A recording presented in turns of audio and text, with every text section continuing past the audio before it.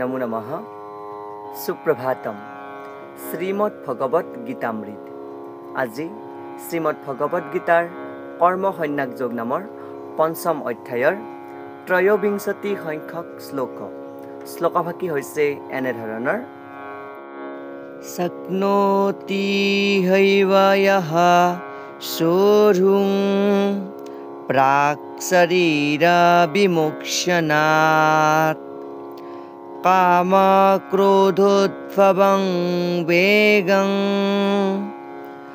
সা যুক্তঃ সা সুখী নৰঃ। এই বিশিষ্ট শ্লোকভাগীৰ অসমীয়া অৰ্থ হৈছে এনেধৰণৰ এই দেহ ত্যাগ কৰাৰ আগতে যিজনে ইন্দ্ৰিয়ৰ বেগ সহ্য কৰিবলৈ সক্ষম হয় আৰু কাম ক্ৰোধাদিৰ বেগ সংযত কৰিব পাৰে তেৱেই আত্মসংযমাহিত ব্যক্তি আৰু সংসাৰৰ ভিতৰতে সুখী বুলি কোৱা প্ৰসংগত ভগৱান শ্ৰীকৃষ্ণই সখা অৰ্জুনৰ আগত উক্ত শ্লোকভাগীৰ অৱতাৰণা কৰিছে।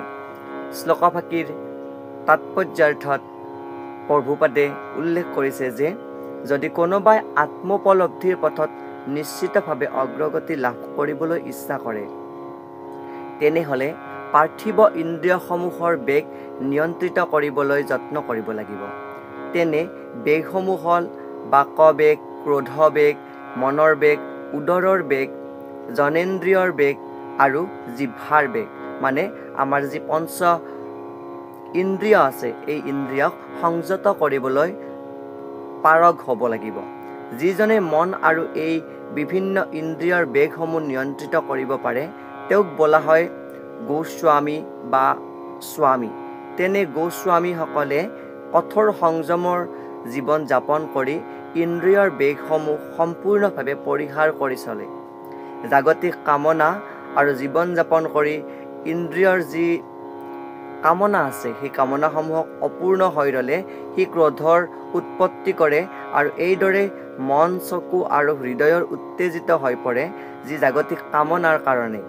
গতিকে এই পাৰ্থিৱ দেহটো এৰি যোৱাৰ আগতেই উক্ত বেগসমূহ নিয়ন্ত্ৰণ কৰা অভ্যাস কৰিব লাগে। যিজনে এনে কৰিব পাৰে অৰ্থাৎ আমাৰ এই শৰীৰৰ বেগসমূহক নিয়ন্ত্ৰণ কৰিব পাৰে তেৱেই আত্মজ্ঞানী আৰু সেই আত্মোপলব্ধিৰ স্তৰত তেৱেই সুখী।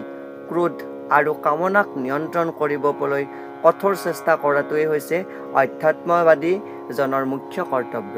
এয়ে কোৱা প্ৰসংগত ভগৱান শ্ৰীকৃষ্ণই সখা অৰ্জুনৰ আগত এই শ্লোকভাগীৰ অৱতাৰণা কৰিছে।